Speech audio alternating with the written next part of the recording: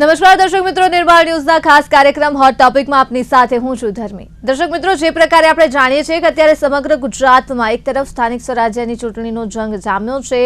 ત્રણેય પક્ષ દ્વારા પોતાનો એડી ચોટીનો જોર લગાવવામાં આવી રહ્યો છે। એક તરફ નારાજગીનો સૂર ઉઠ્યો છે, એક તરફ નો રિપીટ થિયરીનો પણ સૂર સામે આવ્યો છે પક્ષ તરફથી। ઉમેદવારોમાં નારાજગી છે તો બીજી તરફ સ્થાનિકોમાં પણ આક્રોશ જોવા મળ્યો છે। અનેક એવા પ્રશ્નો છે કે જેની આજે ખાસ કરીને ચર્ચા કરવી છે। ઉત્તર ગુજરાત અને દક્ષિણ ગુજરાતની વિશેષ ચર્ચા કરવી છે કે કયા પ્રકારે અત્યારે પક્ષો દ્વારા જે પ્રકારની રણનીતિ ઘડવામાં આવી રહી છે ઉમેદવારોને સાચવવા માટે, કયા પ્રકારે હાલ પૂરતા જે ઉમેદવારો નારાજ છે એમને ચોકલેટ તો આપી દેવામાં આવી છે, પણ જો વાત કરીએ તો એવા કેટલાય ઉમેદવારો છે કે જે નારાજ છે પણ અત્યારે રાજીનામું નહીં આપે અને નિષ્ક્રિય રહી અને પાર્ટીને પોતાની નારાજગી આગામી સમયમાં બતાવી શકે છે। એટલે આ પણ એક પ્રશ્ન છે ને। આ સિવાય અનેક એવા પ્રશ્નો છે ઉત્તર અને દક્ષિણ ગુજરાતના કે જ્યાં સ્થાનિક સ્વરાજ્યની ચૂંટણીનો જંગ તો જામ્યો છે પણ કયા પ્રકારે અત્યારે પક્ષો પોતાની રણનીતિ ઘડી રહ્યા છે, ઉમેદવારો પોતે કયા પ્રકારની આશાઓ રાખી રહ્યા છે અને હવે જ્યારે ટૂંક સમયમાં ચૂંટણી યોજાશે, મતદાન દિવસ આવશે અને ત્યારબાદ જ્યારે પરિણામ જાહેર થશે ત્યારે ફરી કોણ હવે બાજી મારશે આ વખતે સ્થાનિક સ્વરાજ્યની આ ચૂંટણીમાં, આ સેમીફાઇનલ જંગમાં, તેના ઉપર ચર્ચા કરવી છે। ચર્ચા કરવા માટે આપણી સાથે જોડાયા છે વરિષ્ઠ પત્રકાર નરેશ વારિયા અને સાથે જોડાયા છે રાજકીય વિશ્લેષક સર્વાનંદ ભટ્ટ। સૌપ્રથમ આ બંને એક્સપર્ટનું હાર્દિક સ્વાગત છે નિર્માણ ન્યૂઝમાં।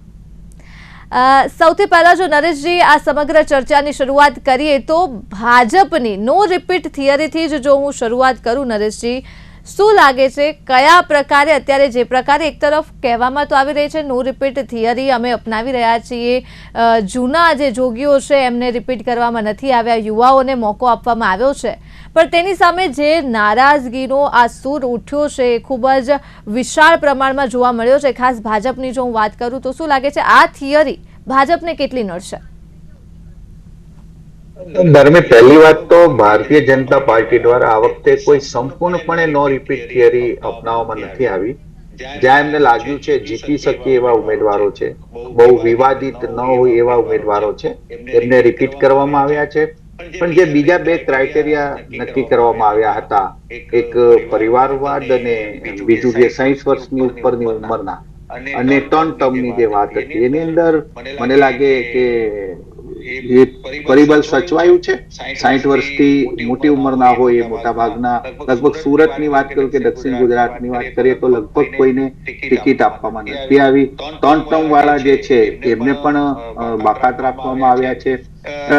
પક્ષે એક વાત એ ધ્યાનમાં લીધી છે કે ખૂબ મોટો હોબાળો ન મચે, પરંતુ આ વખતે ધાર્મિક એક વાત ખૂબ જ બહાર એ આવી છે કે ભારતીય જનતા પાર્ટીએ ઉમેદવારો નક્કી કરવામાં ખૂબ જ ખેંચતાણનો સામનો કરવો પડ્યો છે।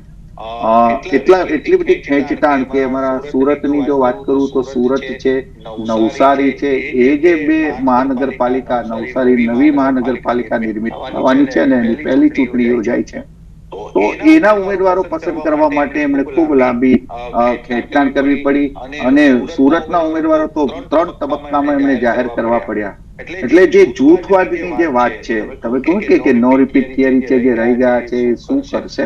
હવે સવાલ એ જ આવશે કે જે લોકોને ટિકિટ નથી મળી, સ્વાભાવિક છે કે આટલી મોટી સંખ્યામાં જ્યારે ભારતીય જનતા પાર્ટીમાં દાવેદારો મોટી સંખ્યામાં હતા તો એની અસર એમને ટિકિટ ફાળવણીમાં પણ થઈ હશે, નારાજગી પણ છે, પરંતુ ભાજપમાં એક શિસ્તતાનો જે લશ્કરી શિસ્તબદ્ધતા હોય એવો જે કોયડો પ્રવર્તે છે, તો મને લાગે જેને જવું હોય એ સામે પાર જઈ શકે છે, પરંતુ અંદર ખાને રહીને હું નથી એવું માનતો કે ખૂબ મોટું એને નુકસાન પહોંચાડી શકે।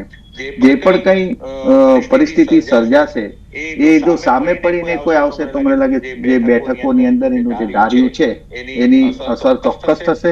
બીજું કે જે પાર્લામેન્ટરી બોર્ડની બેઠક મળી અને ઉમેદવારની જે પસંદગી થઈ એનું એક આછેરું તારણ એવું છે કે સંગઠન નહીં પરંતુ શક્તિ કામ કરી ગઈ। શક્તિ એટલે કે જે લોકો ધારાસભ્ય તરીકે ચૂંટાયા છે એમના જે ઉમેદવારો હોય એમની પસંદગી કરવામાં આવી છે। એમને કહેવામાં આવ્યું છે કે હવે તમે ઉમેદવારી પસંદ કરાઈ છે તો એને જીતાડવાની પણ એક જવાબદારી સોંપવામાં આવી છે। એટલે સામે પક્ષે કોંગ્રેસની જો વાત કરીએ તો કોંગ્રેસમાં, કારણ કે ગુજરાત, દક્ષિણ ગુજરાત એટલે સુરત નહીં, માત્ર દક્ષિણ ગુજરાતની અંદર 7 જિલ્લા છે, નર્મદા, ભરૂચ, તાપી, સુરત, વલસાડ, ડાંગ અને નવસારી। આ જિલ્લાઓમાં 45 જેટલી તાલુકા પંચાયત છે, 16 જેટલી નગરપાલિકા છે અને 3 મહાનગરપાલિકા છે. તો ભારતીય જનતા પાર્ટી માટે તો અહીંયા વિન વિન પોઝિશન જ રહી છે. અહીં લગભગ તમામ જગ્યાએ કેસરીઓ છે. 2 તાલુકા પંચાયત આપણે વાત કરી દઈએ, વાંસદાનું નવસારી જિલ્લાની અને તાપી જિલ્લાની સોનગઢ પાલિકા. બાકી તમામ જગ્યાએ ભારતીય જનતા પાર્ટી એનું શાસન રહ્યું છે. એટલું જ નહીં કે એમને જે સ્ટીમ રોલર ફરી રહ્યું હોય એ પ્રકારની એની અહીંયા દબદબો રહ્યો છે. જે પણ વિપક્ષ છે 1-2 સંખ્યામાં ટુકડામાં વહેંચાયેલા છે. કહેવાનો અર્થ એ છે કે ભારતીય જનતા પાર્ટી પાસે જે ટિકિટમાં નો રિપીટ થિયરી કરવું એ હવે શક્ય નથી. સંપૂર્ણપણે નો રિપીટ થિયરી જ્યારે મુખ્યમંત્રી તરીકે નરેન્દ્રભાઈ મોદી ગુજરાતમાં હતા ત્યારે એમણે સંપૂર્ણપણે નો રિપીટ થિયરી આપી હતી. અને એનું કારણ એ છે કે પોતે પાલિકાની ચૂંટણી, સ્થાનિક સ્વરાજ્યની ચૂંટણીમાં પોતે પ્રચાર કરવા ઉતરતા હતા. પરંતુ હવે એ પાર્ટી દ્વારા શક્ય બનતું નથી ને બનશે પણ નહીં. જી બિલકુલ. શું કહેશો? ઉત્તર ગુજરાતની વાત કરીએ, ભાજપની સૌથી પહેલા વાત કરીએ. નો રિપીટ થિયરી ઉત્તર ગુજરાતમાં કયા પ્રકારે કામ કરવામાં આવી રહી છે? ભાજપને આજે નો રિપીટ થિયરી અપનાવી છે. કેટલાક અંશે યુવા ચહેરાઓને મોકો આપવાની વાત કરી રહ્યું છે ભાજપ. શું લાગે છે ઉત્તર ગુજરાતમાં આ વખતે ભાજપનું પરફોર્મન્સ કેવું રહેશે આ થિયરીના આધારે? બેન, નો રિપીટ થિયરી કેટલેક અંશે કરી છે, પણ જે નવા ઉમેદવારોને પસંદ કરવામાં આવ્યા છે એમાં સારા નહીં પણ મારા છે એવા લોકોને ગોઠવણી કરીને, ઠીક છે, નો રિપીટની અંદર સમજો કે 44 કેન્ડિડેટ હોય, ઉમેદવારો હોય અને એમાંથી 10 ને રિપીટ કર્યા, પણ જે નવા લીધા એ બધા નવા નિસારિયા. ક્યાંય પણ ક્રાઇટેરિયા જોવામાં આવ્યો નથી. ન પ્રાથમિક સભ્ય રહ્યો છે, ન સક્રિય સભ્ય રહ્યો છે, અને સીધો કેન્ડિડેટ નથી મળતો. અને ઘરમાંથી માની લે કે એજની હિસાબની વાત આવે છે કે ભાઈ 60 વર્ષના છે, નો રિપીટ તમને કરતા નથી અમે, તો કે મારા છોકરાની વહુને આપો, મારી દીકરીને આપો, મારા જમાઈને આપો. ત્યાં ઉત્તર ગુજરાતમાં આ લોકો થાપ ખાઈ ગયા છે. બીજી વસ્તુ, સંગઠન અને MLA MP ના હઠાગ્રહના કારણે સારા નહીં પણ મારાઓને ગોઠવો એ અત્યારે બધી જ જગ્યાએ દેખાઈ ચૂક્યું છે. અને એનો પરિણામ ડેમેજ કંટ્રોલ, જાગૃત અવસ્થામાં આવી ગયું પક્ષનું. અને ક્યાંક અંશે કોઈક ને કોઈક જગ્યાએ આ લોકો કેમ કરીને એમને પાછા ગોળાના પાણીમાં ગોળામાં રાખવા એ કામગીરીમાં લાગી ગયા છે.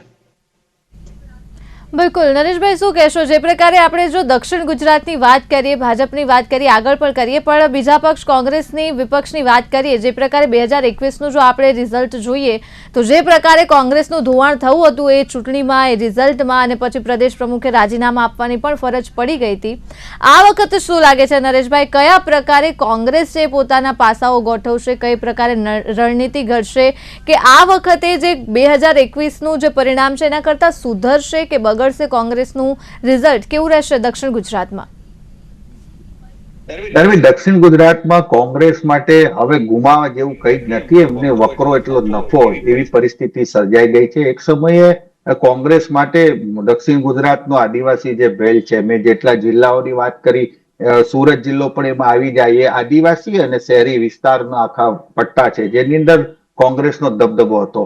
પરંતુ છેલ્લા 2 દાયકાથી જ્યારથી ભારતીય જનતા પાર્ટીનું શાસન ગુજરાતમાં આવ્યું ત્યારથી ધીમે ધીમે એનું ધોવાણ થઈ રહ્યું છે. અને એક સમયે માત્ર શહેરની પાર્ટી ભારતીય જનતા પાર્ટી ગામડા સુધી પહોંચી ગઈ છે.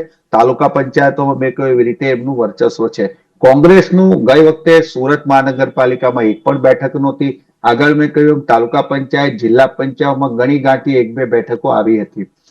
ગઈ વખતે કોંગ્રેસ સાફ થઈ ગઈ સુરતની અંદર. સુરત એટલે કહું કારણ કે આપણે જયારે ત્રીજો પક્ષની વાત આવશે આમ આદમી પાર્ટી, તો આમ આદમી પાર્ટીની ચર્ચાની અંદર એનું જે કેન્દ્ર બિંદુ છે સુરત રહેશે. એટલે કોંગ્રેસ સાફ થઈ. એનું ગઈ વખતે ત્રિકોણીયો જંગ હતો મહાનગરપાલિકાની ચૂંટણીમાં. દક્ષિણ ગુજરાતમાં પણ ક્યાંક ક્યાંક આમ આદમી પાર્ટીની હાજરી હતી, તો કોંગ્રેસને એનાથી ખૂબ મોટું નુકસાન થયું. આમ આદમી પાર્ટીની જે 27 બેઠકો આવી અને 2022ની વિધાનસભાની ચૂંટણી લડવા માટે એને જે એક બળ મળ્યું એનું કારણ સુરત શહેરમાં આમ આદમી પાર્ટીને મળેલી સફળતા હતી.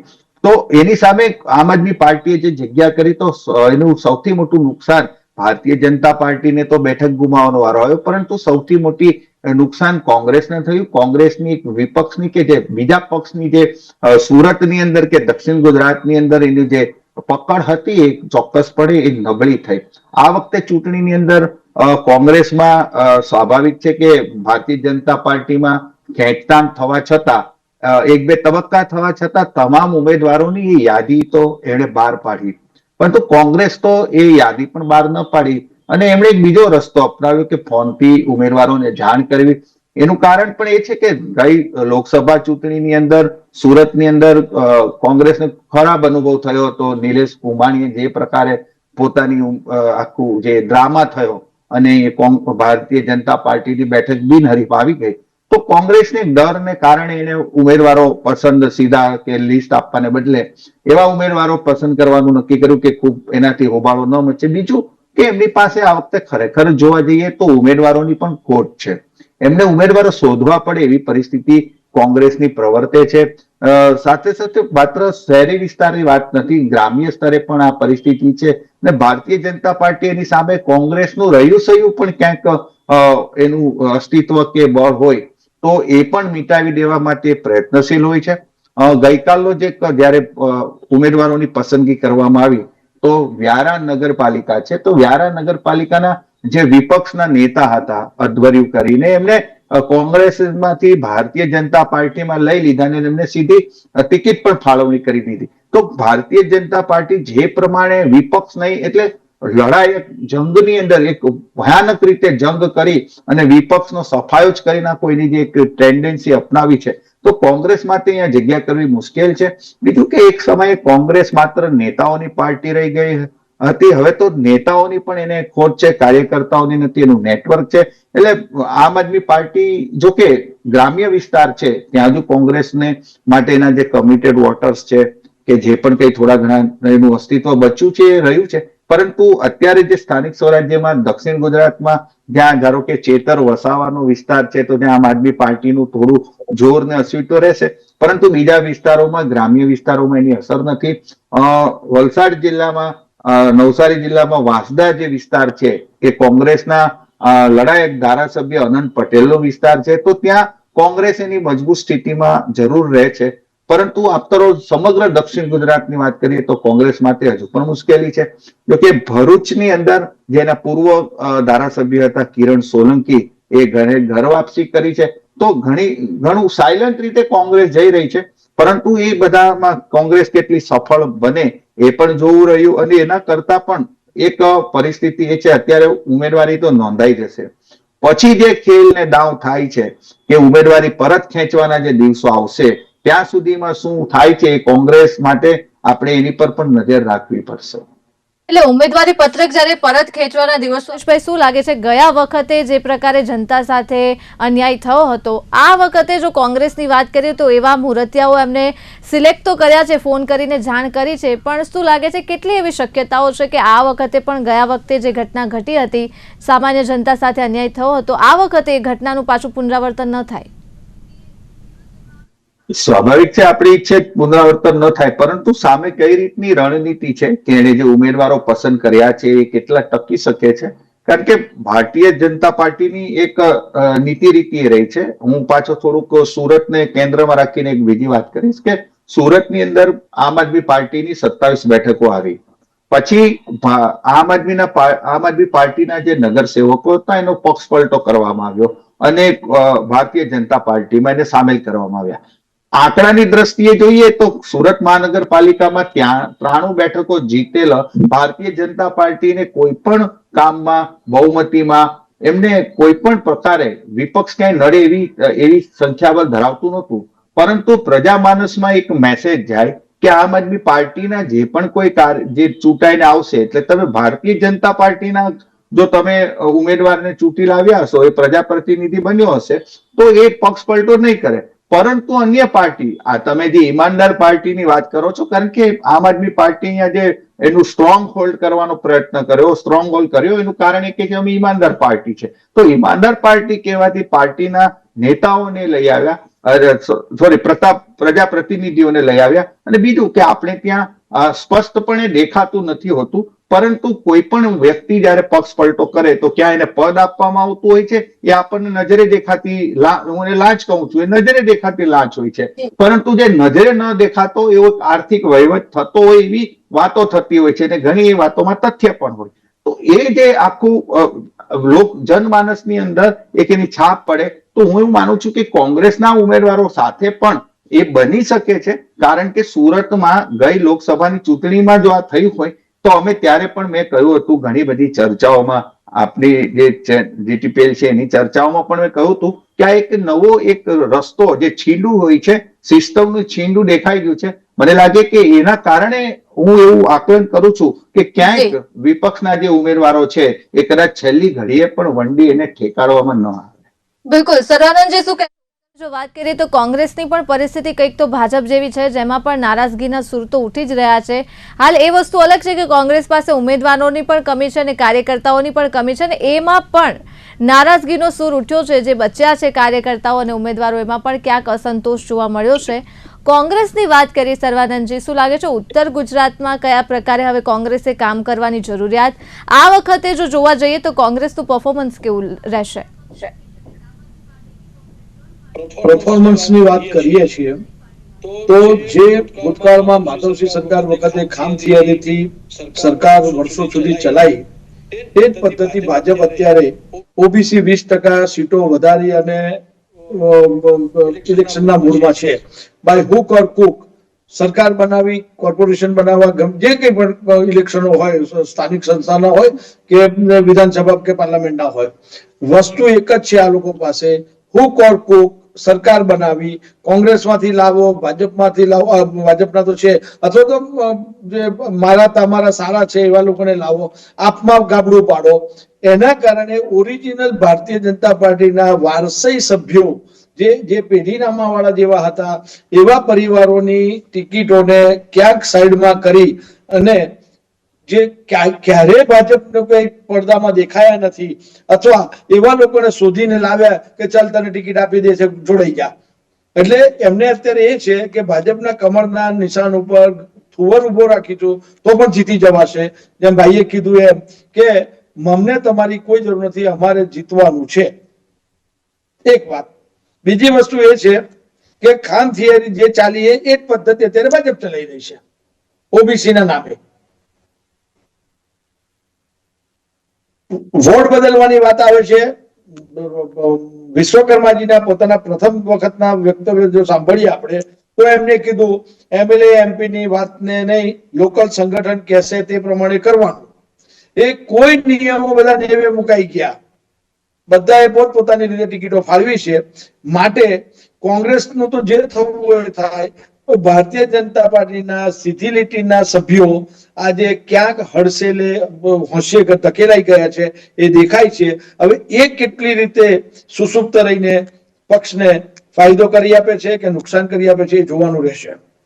એટલે વાત કરીએ સર્વાનંદજી તો નુકસાનની તો જો આપણે ભાજપમાં વાત કરીએ તો જે પ્રકારે મેં આગળ પણ વાત કરી કે હવે ભાજપને જીતવું જ છે, અને જેમ તમે કહ્યું કે થોડ પણ ઉભા રાખશે તો પણ એ જીતશે જ, એટલે જીતવાનું જ એક એમનું ધ્યેય છે.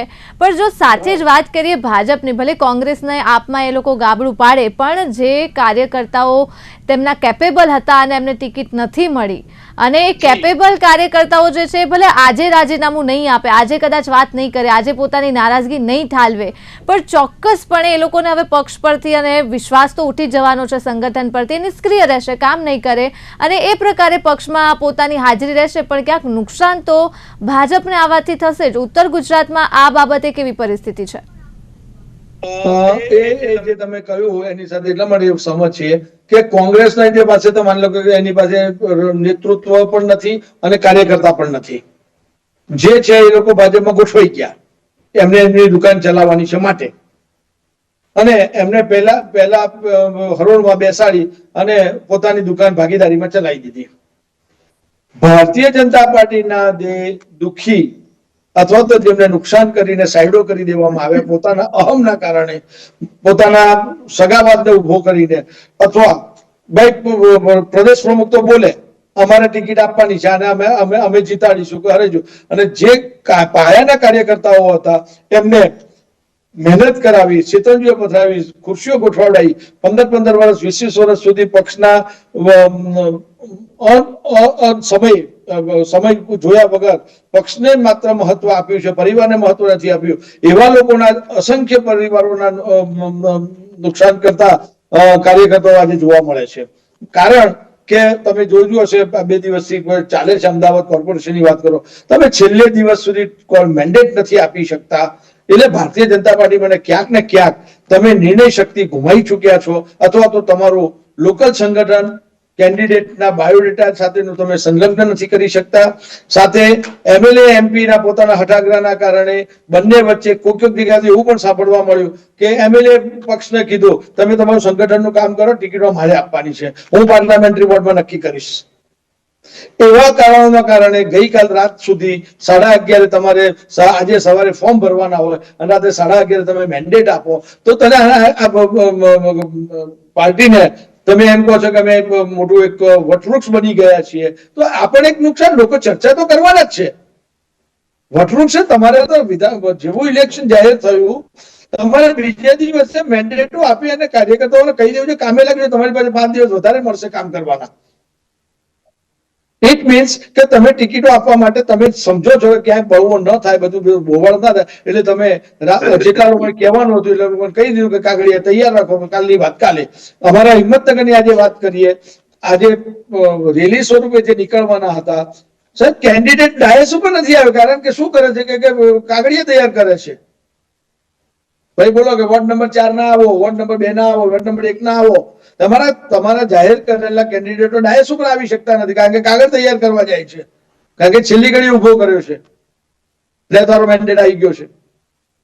એટલે લટકતી તલવાર ગાજર બતાવીને કાર્યકર્તાઓને રાખી અને જેને મળવા પાત્ર બધા સાઈડો રહ્યા, જેની પાસે પેપર વર્ક નથી, જેની પાસે ટેકેદાર નથી, એ શોધવામાં આજે અત્યારે સમય કરે છે.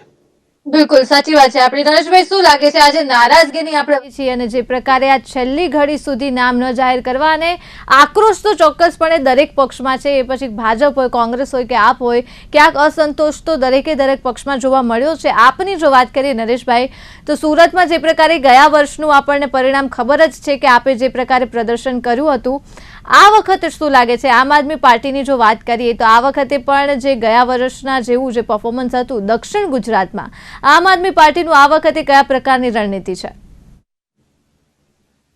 ધર્મી, દક્ષિણ ગુજરાતના સ્થાનિક સ્વરાજ્યની ચૂંટણીમાં આમ આદમી પાર્ટીનું સૌથી સારું પ્રદર્શન સુરત શહેરમાં હતું અને પ્રદર્શન સારું થવા પાછળના 2-3 ખૂબ જ પરિબળો મહત્વના હતા. એક તો પહેલું કે પાટીદાર અનામત આંદોલનની એક અસર હતી. સાથે કોંગ્રેસમાંથી ધાર્મિક માલવિયા જે અત્યારે ભારતીય જનતા પાર્ટીમાં છે, વચ્ચે પછી આમ આદમી પાર્ટીમાં ગયા તો ત્યારે આમ આદમી પાર્ટી કોંગ્રેસમાંથી એને ટિકિટ આપવામાં આવી હતી. એ ફોર્મ ઉમેદવારી પત્ર ભરવા ગયા, ત્યાં સુધી પહોંચ્યા અને પછી અચાનક જ એને ગાયબ થઈ ગયા અને એને કોંગ્રેસની માંથી દૂર થઈ ગયા. કારણ એવું હતું કે એના જે આ વર્તુળ હતું એના એમણે જે ટિકિટની વાત કરી હતી અને કોંગ્રેસે ટિકિટ નહોતી આપી, એક પણ એક કારણ હતું. એટલે એ કોંગ્રેસથી નારાજ થયા, એટલે એનું સમર્થન જે પાસનું સમર્થન હતું એ સ્વાભાવિકપણે આમ આદમી પાર્ટીને મળ્યું. બીજું કારણ એ તક્ષશિલા ની જે દુર્ઘટના થઈ, એ દુર્ઘટનાની પણ ખાસ કરીને વરાછા વિસ્તારમાં જે 22 જેટલા બાળકો જે મૃત્યુ પામ્યા, તો એની એક રોષ હતો લોકોમાં, એ રોષ પણ મતદાનમાં પરિણમ્યો. ત્રીજું કે કોરોનાની એક અસર હતી, કોરોના કાળ ચાલતો હતો, લોકોને જે વેઠવી પડી હતી વેદના, મુશ્કેલી, એની પણ એક અસર હતી. એટલે ત્રણેય વસ્તુ ભેગું થયું અને બીજું કે જે પણ કંઈક કેન્દ્રિત હતું એ સૌરાષ્ટ્રીયન વિસ્તારમાં એની ખૂબ મોટી અસર હતી. એના કારણે અને સાથે સાથે જ્ઞાતિ જાતિનું જે સમીકરણ બેઠું હતું, તો આમ આદમી પાર્ટીને 27 બેઠકની એને ફાયદો થયો. પરંતુ અત્યારે થોડીક પરિસ્થિતિ બદલાઈ ગઈ છે. આમ આદમી પાર્ટી સાથે જોડાયેલા અને વિધાનસભાની ચૂંટણી અલ્પેશ કથિરિયા કે જે વરાછા રોડ પરથી ઉમેદવાર હતા, ધાર્મિક માલવિયા જે ઓલપાડમાંથી ચૂંટણી લડ્યા, એ તમામ બંને વ્યક્તિઓ અત્યારે ભારતીય જનતા પાર્ટીમાં જોડાયા છે. અલ્પેશ કથિરિયાના પત્ની છે કાવ્યાબેન, એમને ટિકિટ પણ આપવામાં આવી છે. સાથે સાથે ધાર્મિક માલવિયાની તો જે તે સમયે જયારે આ બંને નેતાઓ ભારતીય જનતા પાર્ટીમાં આવ્યા તો ત્યાંના ધારાસભ્ય કુમારભાઈ કાનાણી છે એમણે સ્પષ્ટપણે વિરોધ કર્યો હતો અને એ વિરોધ જો કે ગઈકાલે પણ એમણે પ્રદેશ પાર્લામેન્ટરીમાં કર્યો અને ધાર્મિક માલવિયાને ટિકિટ નથી મળી, પરંતુ કહેવાનો અર્થ એ છે કે ત્યારે જે પરિબળો હતા સુરતની અંદર એ પરિબળો અત્યારે નથી, પરંતુ જે અત્યારે યુદ્ધની પરિસ્થિતિની અંદર જે મોંઘવારીનો પ્રશ્ન છે, જે ગેસના સિલિન્ડર સરકાર ભલે ગમે તે વાત કરતી હોય, સુરત શહેરની અંદર ગેસના સિલિન્ડરની જે મુશ્કેલી છે આમ આદમી પાર્ટી અને શિક્ષણના જે કઈ પ્રશ્નો છે આમ આદમી પાર્ટીને ઉઠાવે છે. બીજું કે એનું જે નેટવર્ક ગઈ વખતે હતું એના કરતા થોડુંક એને મજબૂત કરવાનો પ્રયત્ન કર્યો છે. ત્રીજું કે એના પ્રદેશ મહામંત્રી મનોજ સોરઠિયા પોતે અહીંયા ઉમેદવાર છે એટલે એક હાઈપ મળે છે. એટલે મને લાગે પરફોર્મન્સ કેટલું વધઘટ થશે તો હવે સંપૂર્ણપણે હજુ પણ એના તમામ ઉમેદવારોનું યાદી અમારી પાસે નથી આવી, એ જોવું પડશે કઈ પ્રકારે પ્રચાર પ્રસાર થાય છે એના પર રહેશે. પરંતુ એટલી સફળતા કદાચ વધી પણ જાય એવું પણ છે. અને જે પ્રકારે ઉમેદવારોમાં કે ભારતીય જનતા પાર્ટીમાં તમે કહ્યું નારાજગી છે, તો નારાજગી જો વ્યક્ત થશે તો બેઠકો વધી પણ શકે છે. બિલકુલ સર્વાનંદ, જે સમયનો અભાવ છે ટૂંકમાં આપની પ્રતિક્રિયા લઈ આપ પક્ષની વાત કરી લઈએ. ઉત્તર ગુજરાતમાં કયા પ્રકારે એમની હાલ સ્થિતિ છે, ઓવરઓલ ત્રણેય પક્ષની ટૂંકમાં મને જણાવો. ઉત્તર ગુજરાતમાં હાલ પરિસ્થિતિ. ઉત્તર ગુજરાતમાં જનરલી ભાજપને જોવામાં એટલે જીતવાના ચાન્સીસ તો ખરા, પણ જે આ બળવો એટલે સુસુપ્ત રહી જવાની માનસિકતા વાળા જેમને ટિકિટો મળી નથી તાલુકા પંચાયત, જિલ્લા પંચાયત, નગરપાલિકાની અંદર, એ લોકો કેવી રીતે કામ કરે છે અથવા તો મતો ગયા વખત કરતા ઓછા મતે પણ જીતે એ લોકો, પણ એ બી નુકસાન જ કહેવાય. જો જીતાવો સિકંદર સીધી વાત છે, પણ જો તમારું જેમ ગયા વખતે આપે કોંગ્રેસને હરાવી એ ભાજપ ભલે રાજી થતું હોય કે ભાઈ આપે આપ જ પહોંચી વળશે. હમણાં એક જગ્યાએ મેં સાંભળ્યું કે કોંગ્રેસને હરાવવા માટે ભાજપે મહેનત કરવાની જતા એને આપ જ પહોંચી વળશે, પણ આપે ભાજપને કેટલું નુકસાન કર્યું એની કોઈ ચર્ચા એટલા માટે નથી કરતું. તમે ઓવરઓલ કેન્ડિડેટને તમે જુઓ તો બધા જ ભાજપ અને સેકન્ડ નંબરે આપ આવી છે, થર્ડ નંબર પર કોંગ્રેસ છે. એટલે એ લોકો સૌથી વધારે હરીફ જો કોઈને ગણવું હોય તો આપને ગણવું પડે. કોંગ્રેસને તો અત્યારે વાત ભૂલી જઈએ આપણે, અને કોંગ્રેસ એક માણસ બોલ્યો છે નથી બોલ્યો શું વાત એ બધી. હવે ઉત્તર ગુજરાતની વાત કરીએ તો અહીંયા આપનું એટલું મહત્વ નથી. કોંગ્રેસ અને ભાજપ વચ્ચેની કેન્ડિડેટની હરીફાઈઓ થશે. સવાલ એ છે હવે કે જે આ ટિકિટો છેલ્લે મોડે સુધી આપી અને આજે અત્યારે 4 વાગે કે 5 વાગ્યા સુધી ભરાય ફોર્મ, અને જે લોકો દુખી છે એ લોકો શું રોલ ભજવે છે અથવા એ રોલ ભજવ્યા પછી ભારતીય જનતા પાર્ટીના ડેમેજ કંટ્રોલો કેટલે અંશે એમને પાછા ગોળાનું પાણી ગોળામાં કરવાની ક્ષમતા ધરાવે છે એના ઉપર વધારે રહેશે. બીજી વાત, જો કોઈ ડેમેજ કંટ્રોલર જેને પણ મોકલ્યો હશે એ ભાષાકીય કંટ્રોલ નહીં રાખે તો આજનો ચિનગારી એ કાલે મોટું સ્વરૂપ ધારણ કરે એ સ્પષ્ટ દેખાય છે. બિલકુલ સાચી વાત છે. આપની સમયનો અભાવ. થેન્ક યુ સો મચ સર્વાનંદજી, નરેશજી, આપ બંને એક્સપર્ટનો અમારી સાથે જોડાવા બદલ અને ચર્ચા બદલ ફરી એક વખત આભાર. તો દર્શક મિત્રો, આજના આ વિષયમાં હોટ ટોપિકમાં માત્ર આટલું જ. હાલ મને આપશો રજા. નમસ્કાર.